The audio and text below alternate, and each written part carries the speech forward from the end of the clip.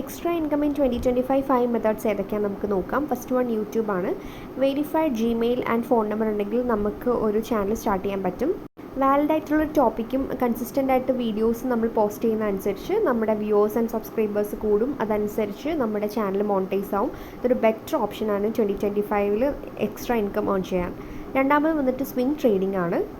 Day ട്രേഡിങ്ങിനെക്കാട്ടിലും less റിസ്ക്കിയാണ്. അതായത് ഒരു പർട്ടിക്കുലർ കമ്പനിയുടെ സ്റ്റോക്ക് നമ്മൾ വാങ്ങിച്ച് കുറച്ച് നാൾ ഹോൾഡ് ചെയ്ത് വെച്ചിട്ട് അതിൻ്റെ വാല്യൂസ് കൂടുന്ന അനുസരിച്ച് നമ്മൾ സെല് ചെയ്യുന്ന അനുസരിച്ചിട്ടുള്ള ഒരു എക്സ്ട്രാ ഇൻകം ജനറേറ്റിംഗ് ആണ് സ്വിംഗ് ട്രേഡിംഗ് എന്ന് പറയുന്നത്.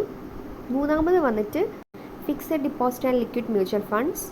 ഫിക്സഡ് ഡിപ്പോസിറ്റിൽ ലെസ് റിസ്കിൽ ഹൈ ഇൻട്രസ്റ്റ് നമുക്ക് ഏൺ ചെയ്യാൻ പറ്റും. അതേപോലെ മ്യൂച്വൽ ഫണ്ട്സ് നല്ല റിസ്കി ഓപ്ഷനാണ് മ്യൂച്വൽ ഫണ്ട്. പക്ഷേ നല്ല നോളജ് ഉണ്ടെങ്കിൽ ബെറ്റർ ഓപ്ഷനാണ്. നല്ലപോലെ നമുക്ക് ഇൻകം ജനറേറ്റ് ചെയ്യാൻ പറ്റുന്ന ഒരു ബെറ്റർ ഓപ്ഷനായിട്ടാണ് എനിക്ക് കാണാൻ പറ്റുന്നത്.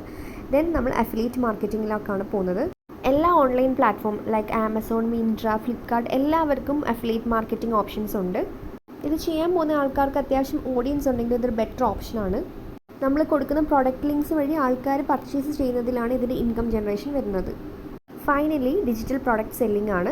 നമ്മുടെ കയ്യിലുള്ള ഓപ്ഷൻസ് നമ്മൾ സെല് ചെയ്യുന്നതാണ്. ലൈക്ക് നമ്മുടെ റെസിപ്പീസ് അല്ലെങ്കിൽ നമ്മുടെ ബുക്സ്, നമ്മുടെ കോഴ്സസ് എന്തെങ്കിലും ഉണ്ടെങ്കിൽ അങ്ങനെ നമ്മുടെ കയ്യിലുള്ള ഓപ്ഷൻസ് നമ്മൾ സെല് ചെയ്യുമ്പം അതുവഴി ഇൻകം ജനറേഷനിലാണ് ഈ ഡിജിറ്റൽ പ്രോഡക്റ്റ് സെല്ലിങ്ങിൻ്റെ അർത്ഥം. ഞാൻ എന്തായാലും ഒരു എക്സ്ട്രാ ഇൻകം 2025 സ്റ്റാർട്ട് ചെയ്യാൻ തീരുമാനിച്ചിട്ടുണ്ട്. നിങ്ങൾ സ്റ്റാർട്ട് ചെയ്യുക. താങ്ക്